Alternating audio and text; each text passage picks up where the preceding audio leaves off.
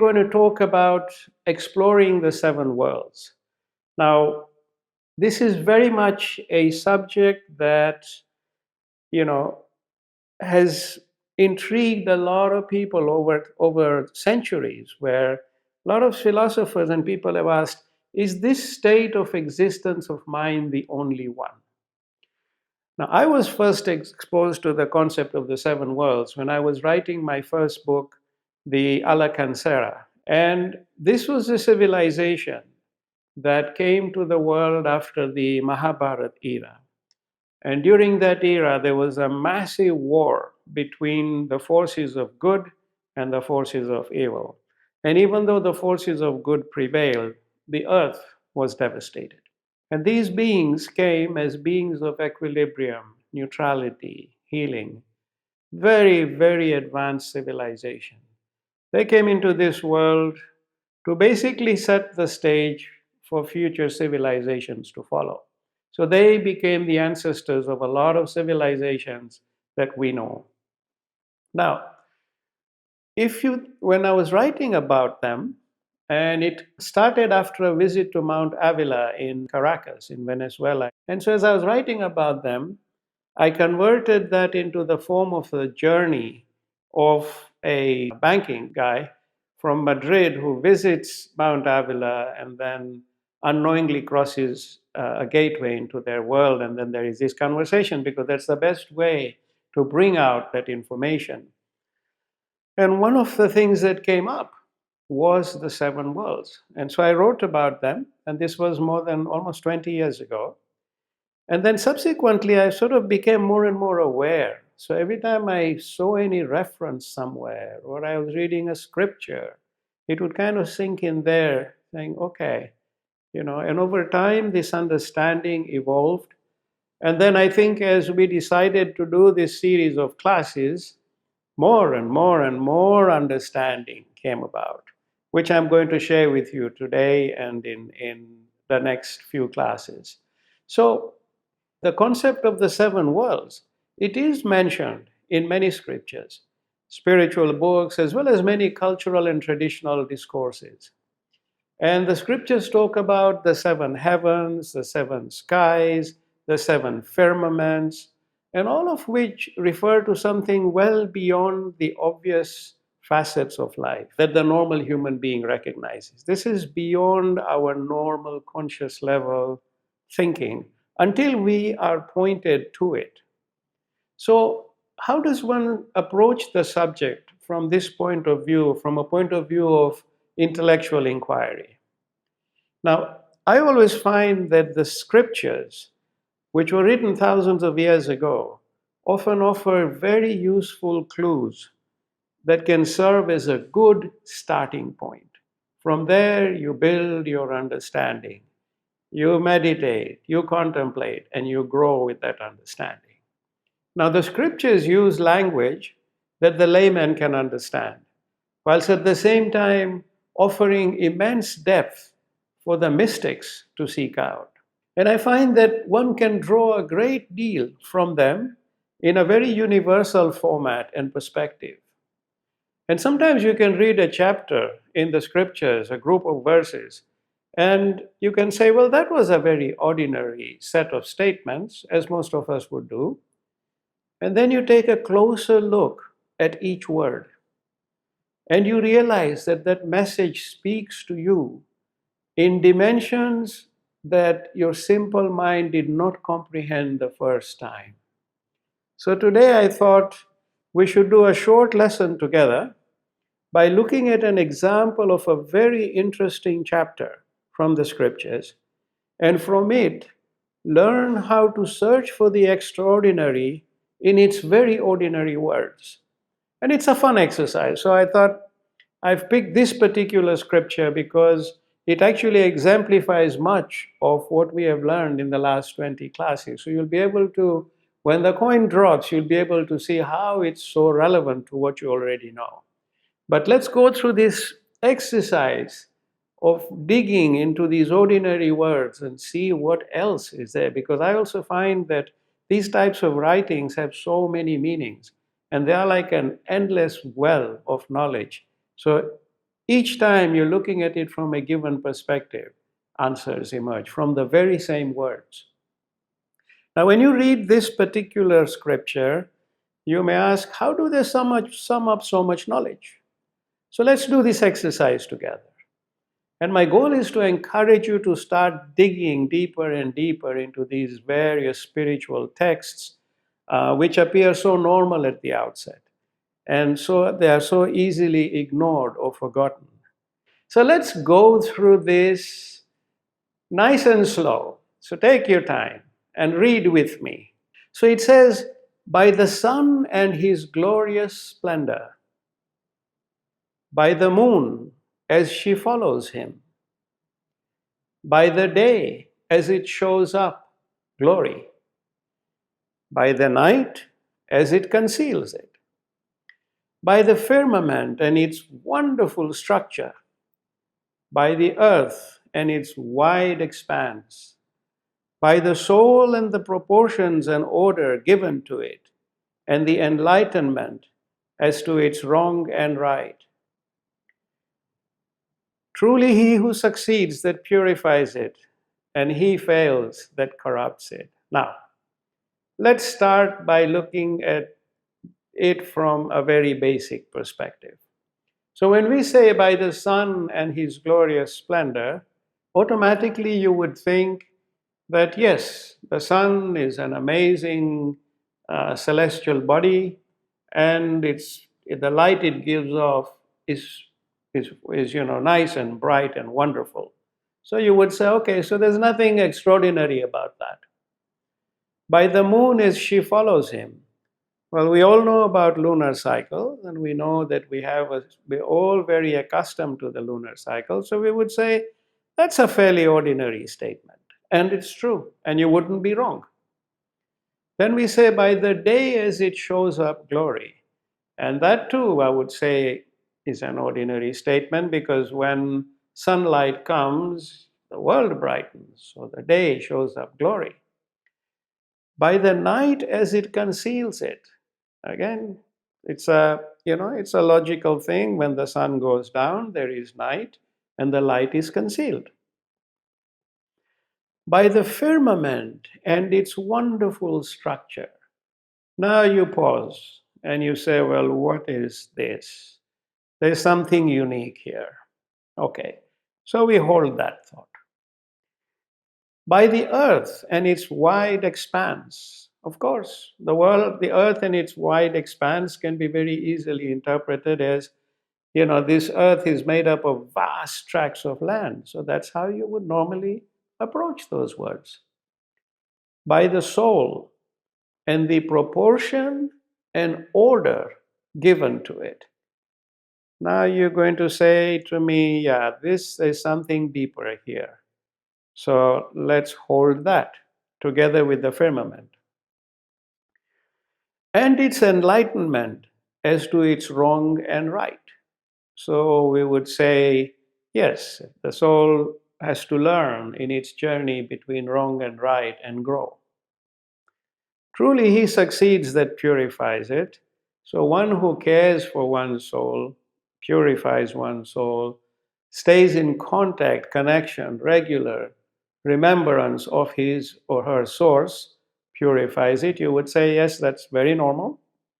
And he fails that corrupts it, which again is the opposite of the previous statement. So we would say together that our understanding is, it's a fairly simple and straightforward scripture. And now, let us dig into the extraordinary aspects of each of these words. So let's do that by listening to a conversation between a young man, Philip, who is in his 40s, living a fast-paced life, super high achiever. So we're going to see how Philip sees this scripture. And he's talking to the mystical angel Cyrus, who you all know by now. Our friendly angel with a good sense of humor who always teaches us a great deal. So let's start with by the sun and his glorious splendor. How can we interpret that? Is the sun, is it the sun that we see in the sky? Or is it something far greater than we see?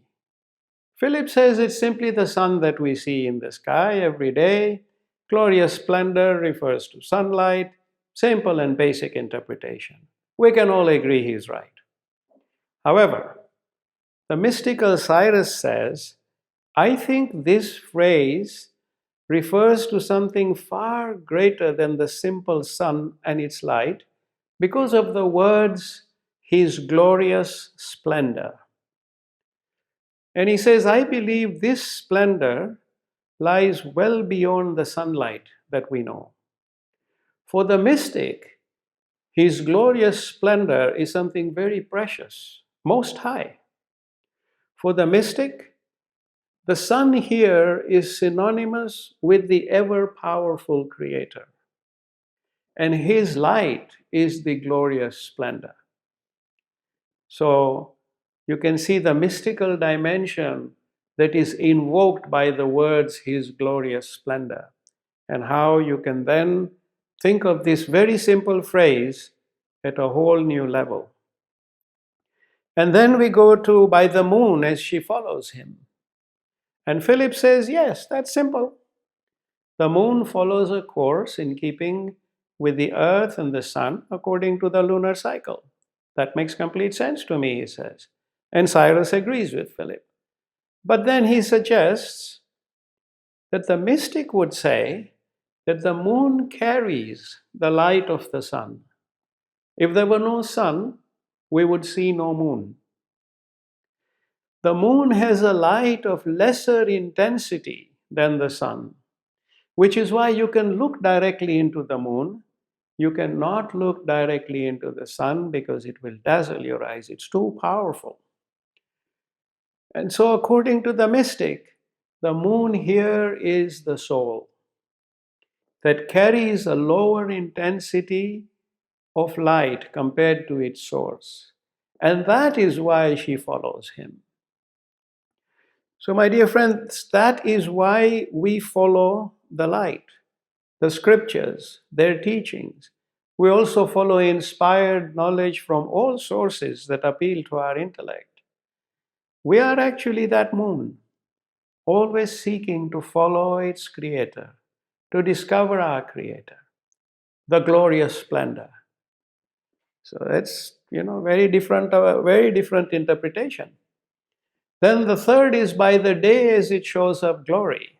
And Philip says that's simple too, because the day reveals the light of the sun. And Cyrus says, while I agree with what you say, I believe there's also a deeper message here. The mystic would ask, whose glory? Is this glory his glorious splendor, the splendor of the Creator? Let's explore how the day reveals the glorious splendor. The mystic would suggest that the daytime is a time for active living, toiling, going about one's life's chores and all activities. And in the midst of this busy day, the mystic would say this is the best time to see his glorious splendor in all creation, to recognize his essence, to see the extraordinary in the ordinary. Remember when we did Masterclass 4, we talked about oneness. And we talked about seeing the life energy that is present in all creation. Plants, birds, trees, other beings, we all make up that oneness. And we also learned that this more enlightened state of being where we are always seeing the life energy of our Creator, which is our life energy, present in all creation 24/7. And that awareness is not just restricted to prayer time. Now the Sufis, who are pure mystics, use the word zikr, which is higher thought of the essence, the thought of the glorious splendor.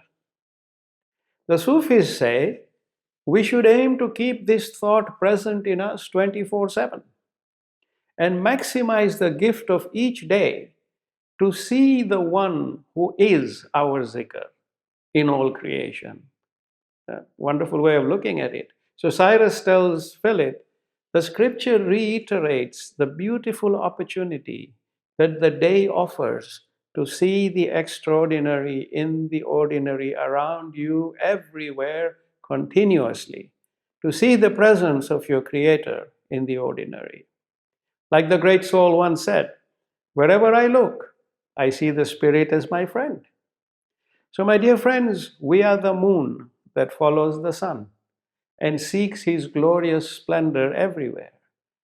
Then the scripture says, by the night as it conceals it. And Philip says, the sun is absent in the night and that's why it is dark. Reasonable observation. Mystical Cyrus agrees, but says, I never want to be in the night. I never want to be in darkness. I always want to be illuminated. Always. So for the mystic, the night is a period where we become so engrossed in ourselves that we lose touch with our spiritual selves. We drop a veil around our self-center from where we can only see ourselves and nothing else. So to the mystic, the darkness of the night, that's what it is. It is the veil that we've placed above us because we've lost touch with our spiritual self. And the mystic says, don't be a creature of the night. Be the rose of the day. Don't be a creature of the night. Be the rose of the day. Then Cyrus further points out, and should the mystic ever be in the darkness of the night, he will close his eyes and seek the light in meditation. For him or her, there is no darkness then. What a beautiful perspective for us to reflect about, my dear friends, from such simple words. They're relating so much. Then the scripture says, by the firmament and its wonderful structure. Now we come to the seven worlds here. Because the Holy Bible refers to the firmaments as heavens, and other writings talk about the firmaments as a metallic dome over the skies. The Holy Quran refers to the firmaments as the seven heavens, or sometimes the seven skies, and says that we have adorned the lowest heaven with light. So, spiritual thinkers have so many interpretations of firmaments. And as mystics, we could view the firmaments and its wonderful structure as the seven worlds. Yes, they make up a wonderful structure indeed. And in this series of classes, we will seek to learn about this wonderful structure of firmaments, step by step, world by world. Then the scripture says, by the earth and its wide expanse. Philip says, yes, the earth has vast tracts of land and ocean. But and Cyrus nods, and he says, yes, you're right. But let's think about the word wide expanse, because they represent more than just the land and the ocean. The wide expanse includes the universes that encompass the earth. And these universes are immeasurable. That's how the mystic would interpret the word wide expanse. So it's not just land and ocean. The mystic includes all the universes. That is the wide expanse. So this phrase, this little phrase of the scripture reflects the sheer infinite scope of the spiritual search. And the earth is one of these seven worlds. It also reflects how the earth is part of this firmament and its wonderful structure. So the earth is one of the seven worlds. Then we come to that next phrase which we had set aside, which is by the soul and the proportion and order given to it. Now this is a very profound statement. The soul is like the moon that follows the sun. It carries within it the light of its source, the sun. So what is the proportion given to the soul? Proportion in our material world implies size or dimension, but the soul is immeasurable. So what proportions are we talking about? The mystic would say it is knowledge. The ray of the sun is not as bright as its source. It starts off much weaker and then grows in intensity. It gains in proportions of light until it reaches that level where it becomes one with its origin. Now let's refresh our memories on the great immortal soul. So you see this diagram, you see that this is the great immortal soul. And if that's you sitting in meditation, for example, that's your source at the core. This is maximum brightness. This is the ray that you are. And the intensity of light where you are is less than your source. And as you come closer and closer and closer, you grow in intensity. You gain in proportion of knowledge. You gain in proportion of light until you achieve that union. Same with this lady. She's on this outer circle, but she's still part of that ray that's connected. But this is the proportion she's starting with. This is the proportion she seeks to end with. And like that, you see the rest of creation, us all being part of oneness, part of the one soul. So that was the understanding of the proportion of the soul, which is the proportion of knowledge. Now, these proportions, as I said, as the light gets greater and greater, it rises from stage to stage, as shown in the 10th circle. So we understand the proportion in the phrase, by the soul and the proportion given to it. What is the order then? How can a soul have order? Well, you all know the answer, don't you? The order given to the soul is the superconscious mind. It is given 10 faculties with which it can grow in its proportions of knowledge. If you remember the diagram of the superconscious mind, you had the light faculty in the center, the infinite intelligence, and all the 9 faculties, and you can see that diagram of the soul in complete, perfect order. So the order of the soul is the superconscious mind. And when this light faculty gains in knowledge until it completes its journey, all the faculties collapse and it becomes one with its origin. And the 10 stages of the soul is also part of the order that it follows. So proportion and order are both laid out before us. Now that I've pointed it out, it seems simple. So this is how you should keep digging in when you're reading these spiritual texts. So let's get to the last part of the phrase, the verses. It says, and its enlightenment as to its wrong and right. Now note the word enlightenment. Why enlightenment? Because enlightenment is knowledge, and knowledge is light. So this phrase talks about right and wrong as being part of the journey of experience, learning from each experience, making mistakes, but always learning. And then as we learn, we convert this to knowledge, and knowledge is light. And last week I wrote a post on Facebook which said, he who has never erred has never lived. So making errors is one of the important aspects of life. It is the most important aspect of learning and correcting ourselves and gaining experience, which leads to wisdom, immense wisdom. So this is how the scripture says, and it's enlightenment, because it gains light from its learning. And then it says, truly, he succeeds that purifies it. The word purify here refers to perfection. Making one's knowledge purer leads to perfection of knowledge, which is light.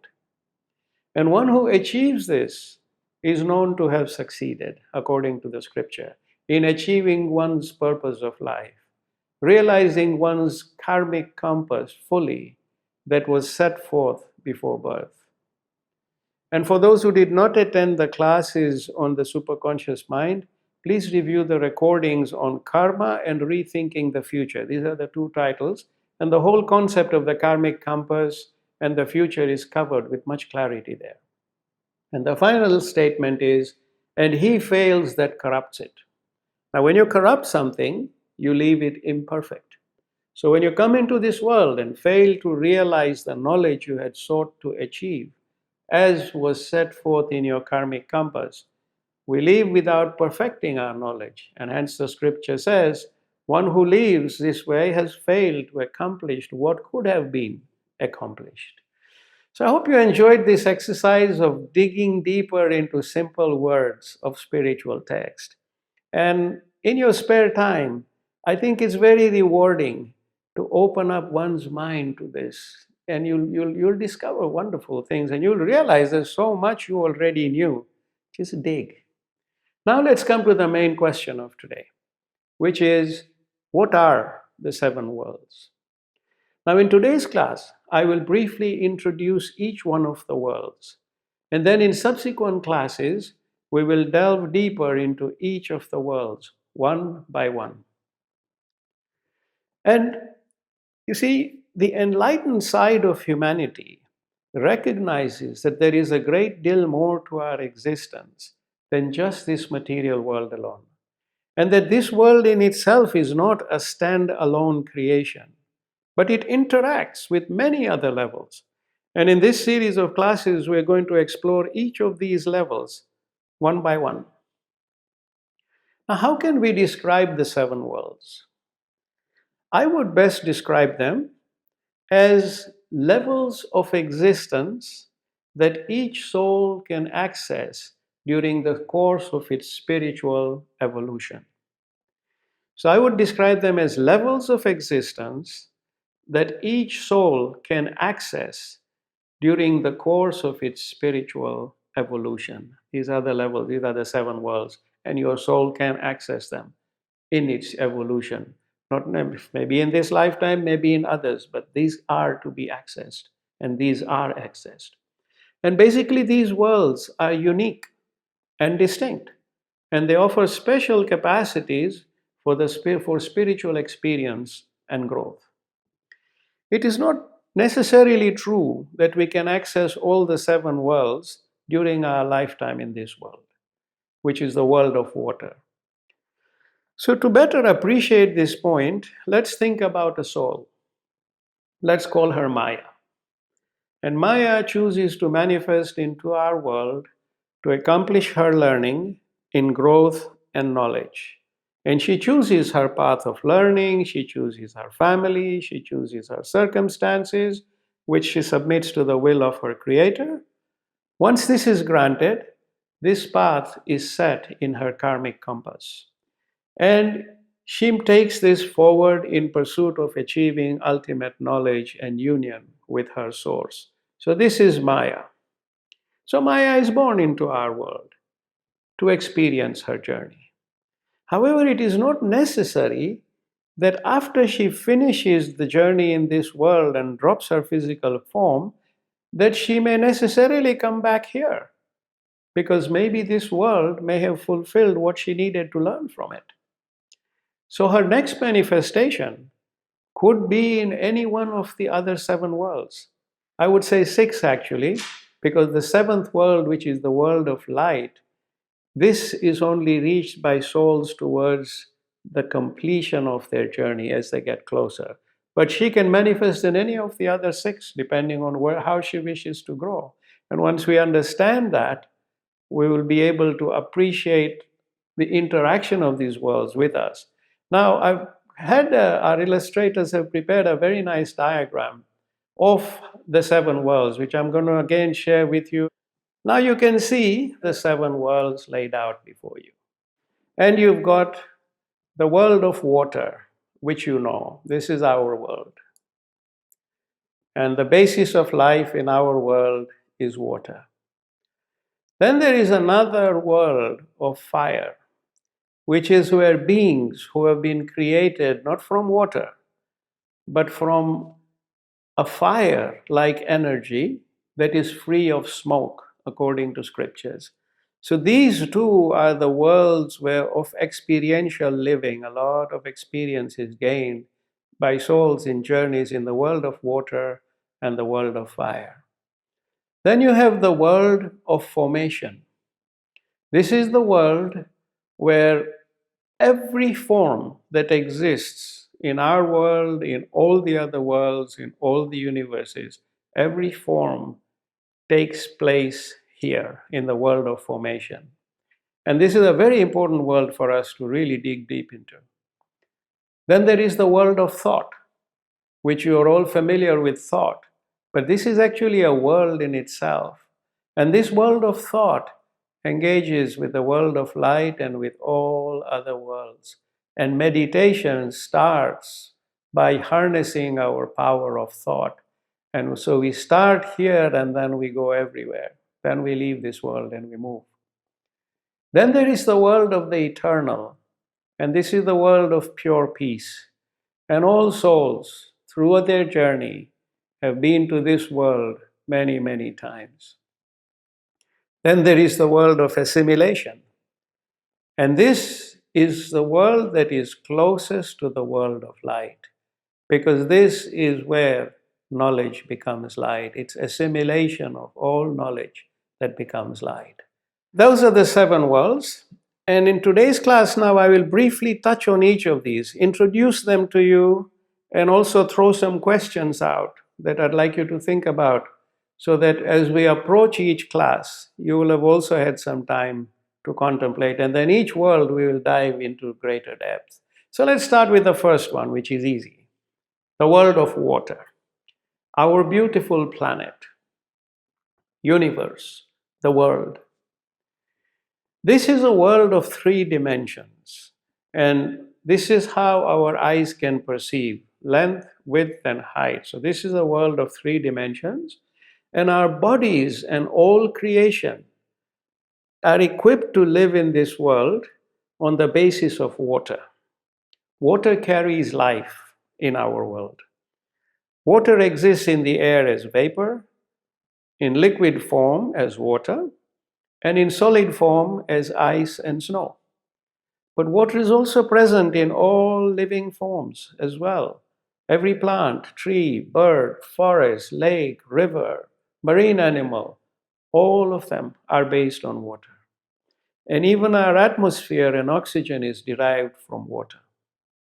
So where there is no water in the universes, there is no atmosphere to sustain us. So what are the other life-hosting planets and cosmic bodies like the Earth, whose signature is based on water? Do they exist?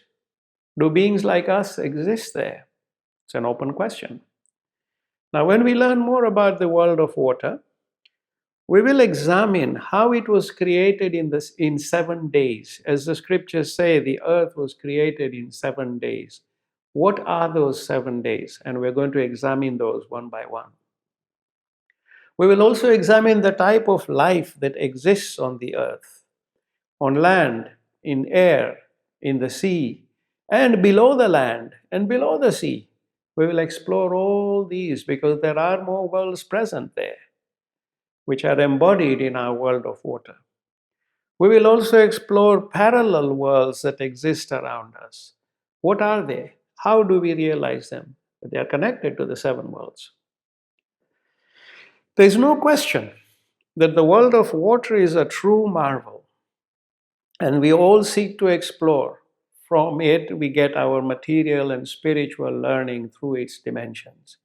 Now, we are human beings in this world of water. We are intelligent life. Where else do beings like us exist in a non-water denominated world? Where do they exist? That brings us to the world of fire. Now, this is a world whose form exists in energetic fields that resemble fire.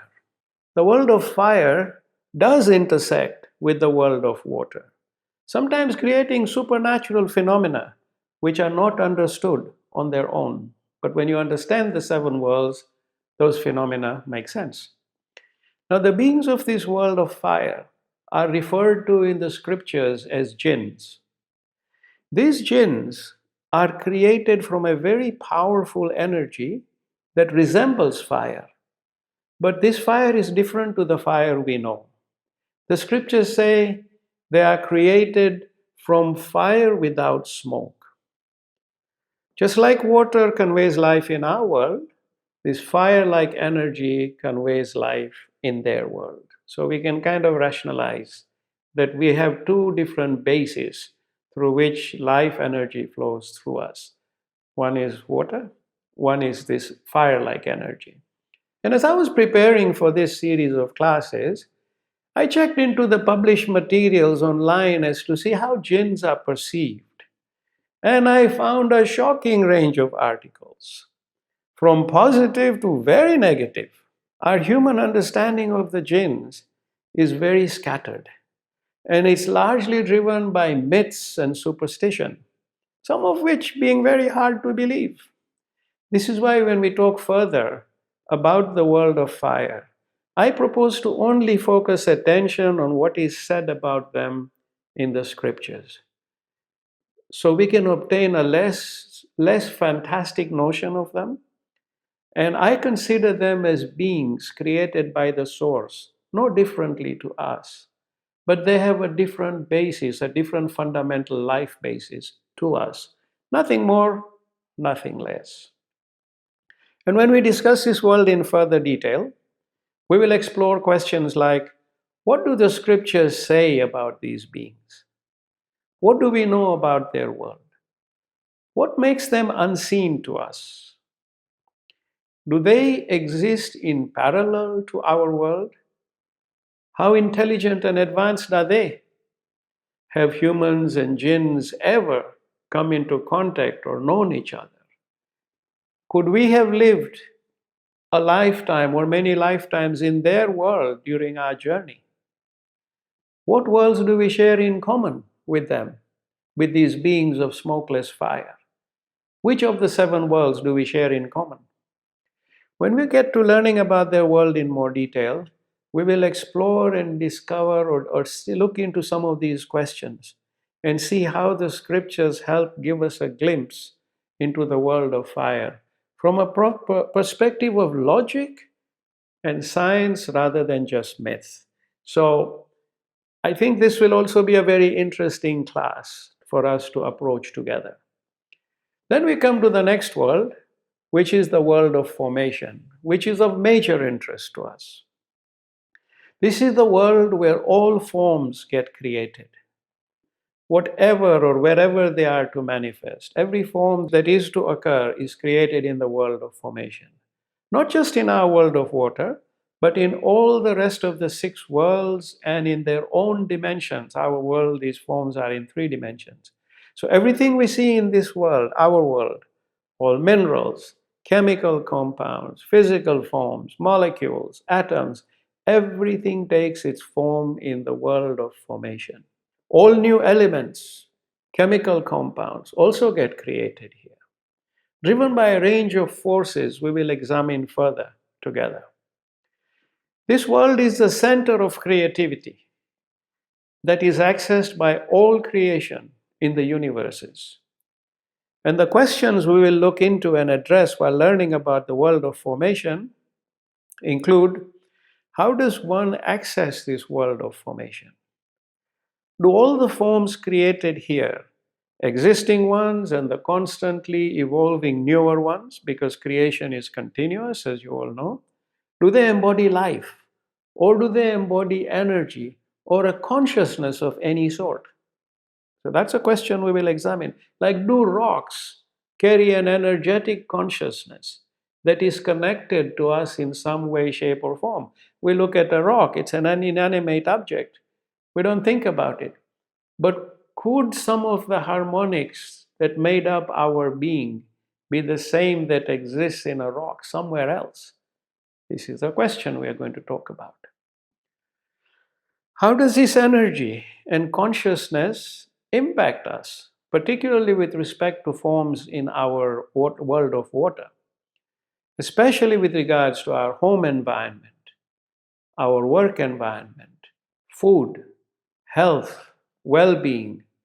Does this world of formation help us understand feng shui from a broader perspective than we currently know? Because these are energies at play. How can we explain illnesses cancers, for example, from the perspective of the world of formation, because that's where creation occurs. And what solutions does the world of formation offer us with respect to healing and enhancing our well-being and health? When our physical form dies, how does burial differ from cremation in terms of the dissipation of our physical form and its harmonics? How does organ donation feature in all this? Amazing questions. But when we dig into understanding the world of formation, hopefully we will find some answers. Not all, but we will find some, enough to give us plenty of food for thought. So the world of formation is truly fascinating, and there's so much we can learn about it. And I believe it will take more than one class for us to cover it, maybe two. We'll see how it goes. So this world has a great deal of direct relevance to our way of life, and hence merits much more detailed exploration. Then we come to the fourth world, which is the world of thought. Now we've all learned that each time we think, our thought has life. We give off seeds that germinate near us and in places far away, and they cause events which come back to us in the form of learning. So we have understood thought from that perspective. So the world of thought is where all thought receives its life. So we are constantly engaged with this world. Some of us use it more effectively than others. The world of thought is where all experiences that result from thoughts reside. So all the experiences that have ever occurred reside as pockets in the world of thought. So it is a living world filled with experiences from everything that exists within the one soul. Fascinating world. We can think of this world as the hub of thought creation and the reservoir of all experience. And this is the experience which finally becomes knowledge. So the world of thought is also the communication center through which we can communicate and reach all the world. So the world of thought is extremely significant. And meditation plays an important key to harnessing this world, because to date we have learned so many techniques in meditation, which you will now begin to appreciate going forward as the seven worlds unfold, how they take us through each of the world and beyond, because we have practiced some of those techniques and then we will practice some new ones. So in our master classes thus far, we have learned techniques that take us to the seven worlds in unique ways. And let's build further on them in the subsequent classes. Now, some of the questions we will address on the world of thought are: how does thought take birth in our world? How is it accessed by creation in all the universes? How does this world of thought help us engage with the rest of the six worlds? What are the pockets or reservoirs of experience that live in this world? What are they? How can we utilize them in a positive manner? As souls, do we manifest and spend lifetimes on our journey in the world of thought alone? Not just world of water, but have we lived many lifetimes in the world of thought? If we have, what were we doing there? Let's explore that. When hypnotists do regressions to show us our past lives, what are we really seeing? Because that's engaged with the world of thought. And how does thought create imprints in water, like as demonstrated by the work of Masaru Emoto? Let's explore that a bit further. And if we understand formation, we will understand that. How does thought impact consciousness and everything, positive and negative? So the world of thought offers us immense riches to draw upon while we attempt to address some of these questions. And we'll also learn further meditative techniques to better utilize these capacities to enhance our daily lives. Then we come to the fifth world. And this is the world of assimilation. Now, we have all heard the affirmation in previous classes, which is: the origin is light. Light brings life. Life brings experience. Experience brings knowledge. And knowledge is light. We've all heard this affirmation as being the full circle of life. Now, the seven worlds draw upon this affirmation in different ways. The origin is light. We will talk about light in great more detail when we look into the world of light. So the origin of light engages with the world of light. The origin is light. Light brings life. This is the journey of life energy, and which engages with the worlds of water, fire, formation, assimilation, and light. 5 worlds. Life brings experience. So this engages with the world of water, fire, and mainly the world of thought. The world of thought is about experience, the world of experience. And experience brings knowledge. This is the role of the world of assimilation, which engages with all the 7 worlds, because knowledge is light, and light engages with all the 7 worlds. So experience brings knowledge through assimilation, and then knowledge is light because that world engages all the 7 worlds. The world of assimilation is the closest to the world of light. It is where all aspects of knowledge derived through a soul's journey come together to become light. It is the world where the karmic compass is set. This is where the karmic compass is set. This is where the soul decides on what it needs to learn to complete its journey. It's in the world of assimilation. It is the world of greatest value when it comes to our meditation, contemplation, and spiritual search. Now, some of the key questions we will address are: how does the world of assimilation function? Can we access it consciously during our lifetime in this world of water? And how can engaging with this world help us live an enlightened life in our world? How can it help us rise up the 10 stages of the soul's journey? And how does it enable the soul to reach the world of light? Why is it called the lower heaven adorned with light in the scriptures? The level of the angel is the lowest heaven adorned with light. Why is that the world of assimilation? And we'll dedicate a full class to addressing some of these questions and learning more about this world, and especially from the perspective of harnessing its gifts to enhance our material and spiritual journeys. This world of assimilation is indeed the playground of the mystics. It is the most spiritually rewarding one before the world of light. So we're going to dig deep into this world of assimilation. And then the 6th world, world of the eternal. This is a world that every soul has experienced during different stages of its journey. So the world of the eternal has been reached by every soul during its journey. It is a world of pure peace and timelessness. And it gives effect to a lot of the prayers that are taught by the scriptures and spiritual writings for when souls give up their physical form in this world. When we address this subject further, we'll examine questions like: what does the world of the eternal and timelessness represent? What role does it play in our soul's journey? How does it help souls move forward? How can our prayers to help facilitate the journeys of our loved ones who have passed on into this world, how can our prayers help facilitate that? And I'll share with you a very special meditation with you when we cover this class of the process of prayer to the world of the eternal. It is very soothing for the grieving, and it serves like a gentle breeze that helps our loved ones move in their journey in light and peace. Because if we understand the world of the eternal, we understand a great deal more about the next step from where we are now.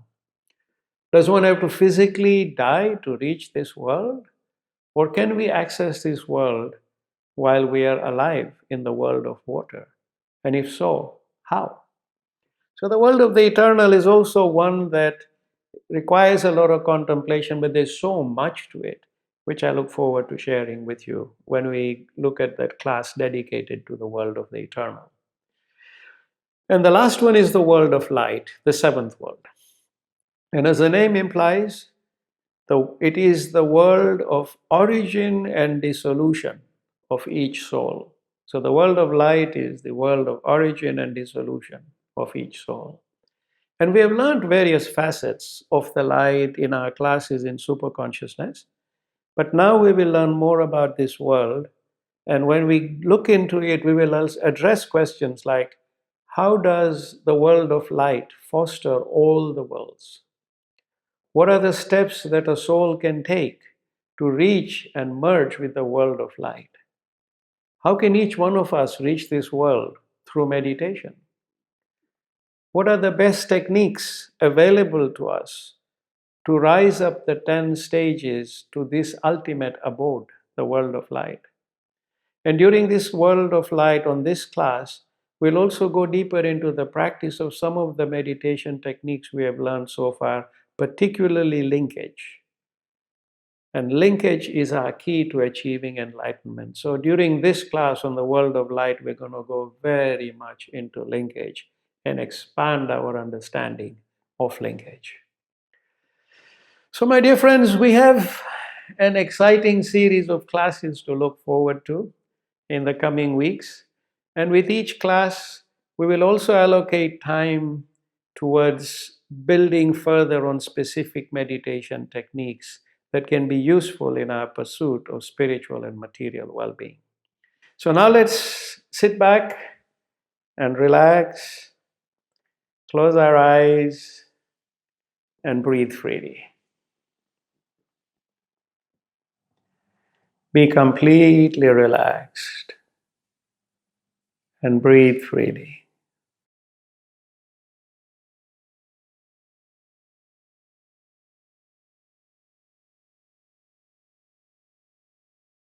Let go of all your tensions, burdens, worries, everything. Breathe it all out and be at complete peace. Complete peace.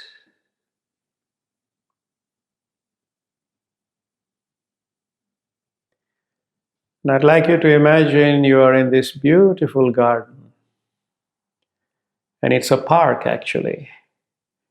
And in this park, in the center of the park, there is a lake. And around the lake is a jogging course where there is a young lady jogging. There's a mother pushing her baby in her pram. There is an elderly man walking with his grandson. There's people sitting on the benches reading. Sky is blue.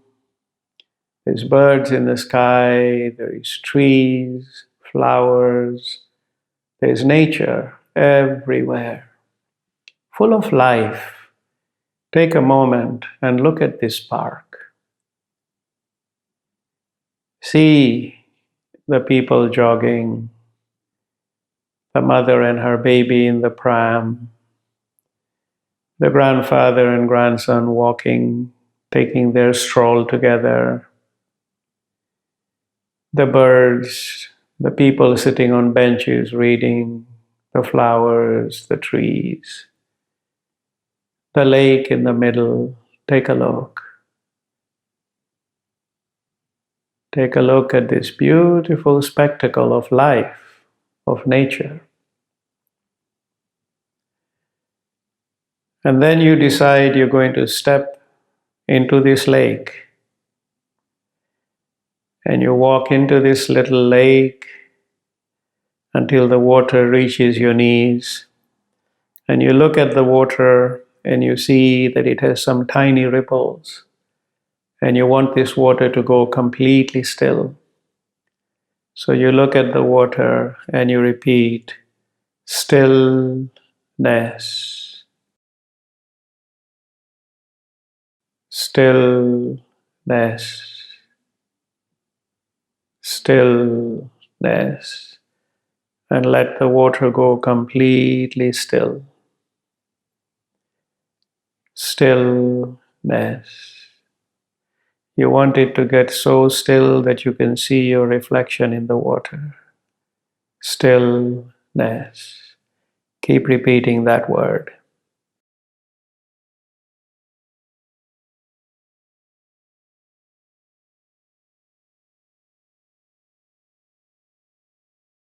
Stillness.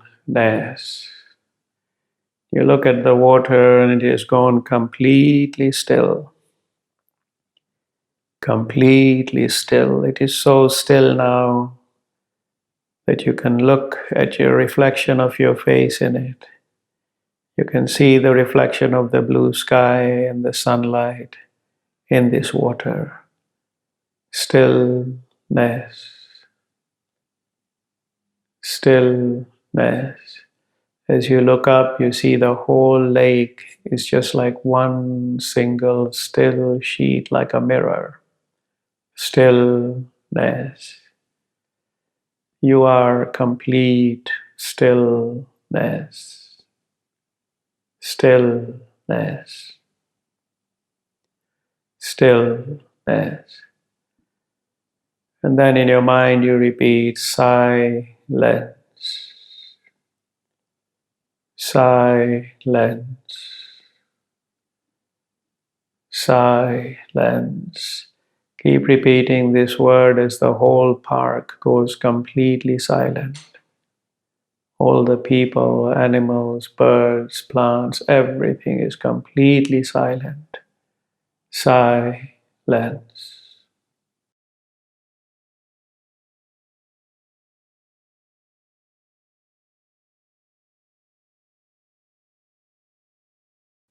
Silence. So the lake is completely still, and you are in pure silence. You are in pure stillness. And then you see before you in the water 3 lotus flowers. The first one is a white one, which represents your world, your loved ones, families, your life, your hopes, your aspirations. All that in your beautiful world. And you look at that white flower and you offer gratitude, gratitude, gratitude, gratitude for the blessing of your world, gratitude.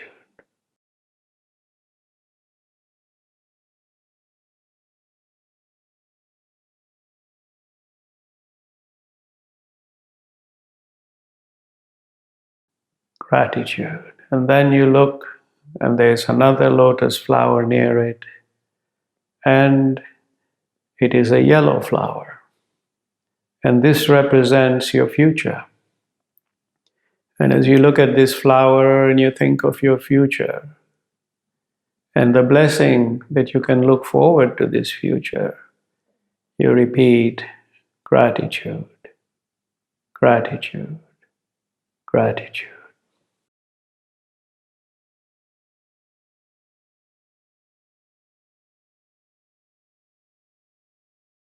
And then you look at the third lotus flower, which is a pinkish red flower.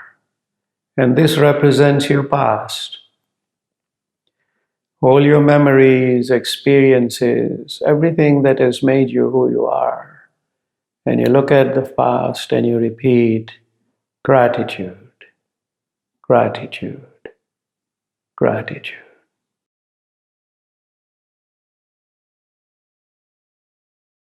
You've offered gratitude for your world, gratitude for the future, gratitude for the past. And now it's time for you to detach from them. So you turn around and start walking out of the water as you keep repeating in your mind, detach, detach, detach, detach. You are now in the pure present, completely still, completely silent. And as you look at this park, and you see the people and the animals and the birds and the plants and the trees, each one of them now becomes like a candlelight.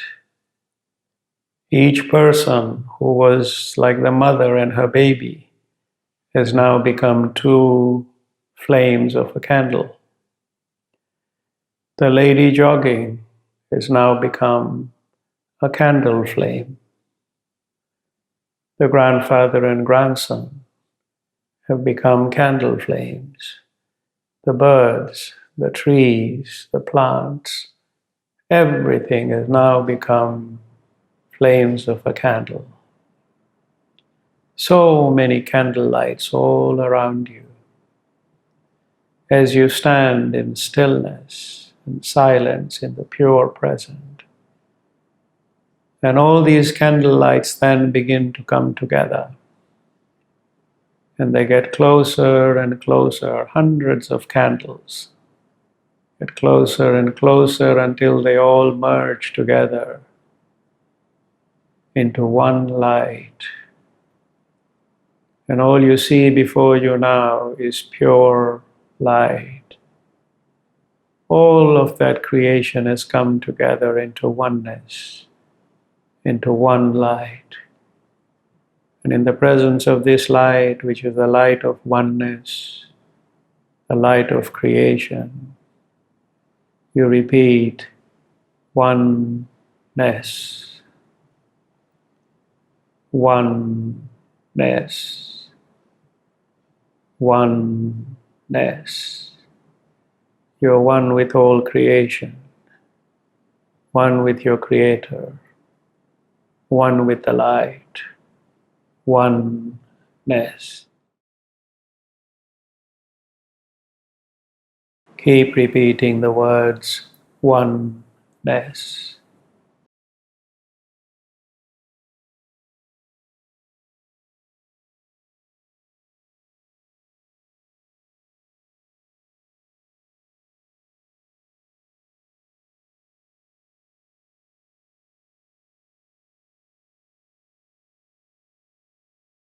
Oneness.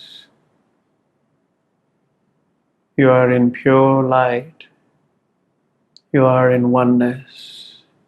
You are oneness.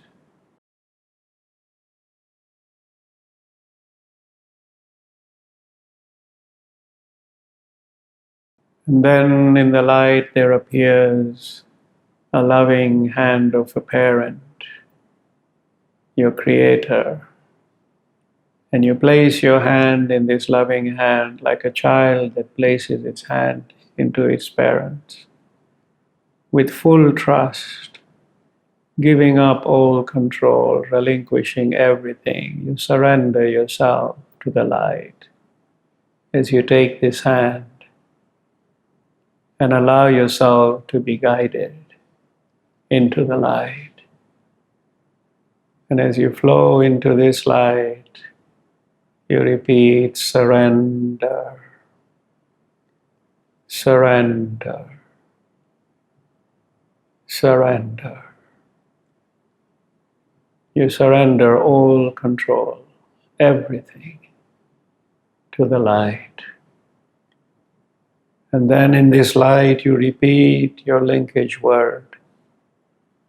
I will repeat origin, and you will repeat your own linkage word in a slow rhythm. Origin, origin. And you continue by repeating your linkage word, which is the name of your Creator. Origin. Take a few moments and focus on your linkage word.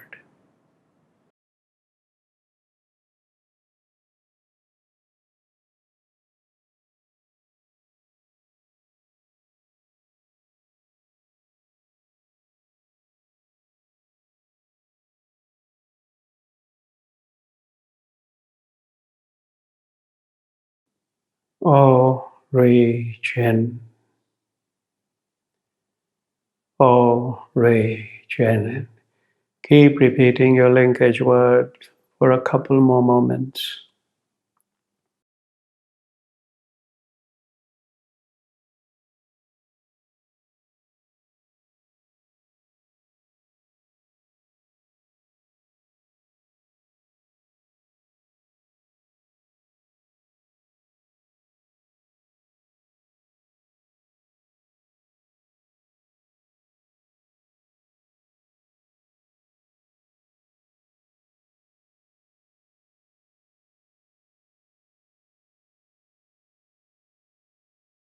In the presence of the light, we offer gratitude, gratitude, gratitude.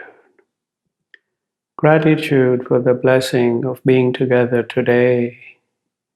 Gratitude for the blessing of knowledge, of light. Gratitude for all the abundance we receive, for our family. Gratitude for all the people in our lives that make us fulfilled. Gratitude for the blessing of clean water, clean air, the earth, nature, the environment. Gratitude, gratitude, gratitude. And let your gratitude flow from you to all humanity, to all creation. Gratitude, gratitude, gratitude.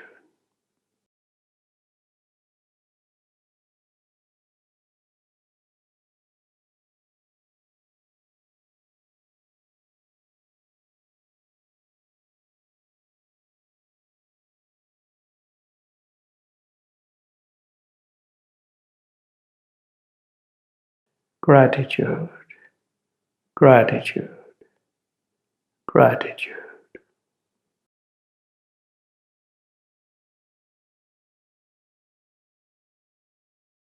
And then it's time to return to the park. And the light you see, the light you are. They become the candle flames again. And a moment later, you're in the park. Vibrant nature. You can see the people, the father and grandson, the mother and her baby, birds, the animals, the plants, the blue sky. You're back in nature. You're back in the park, filled with gratitude, filled with light. You may open your eyes whenever you wish.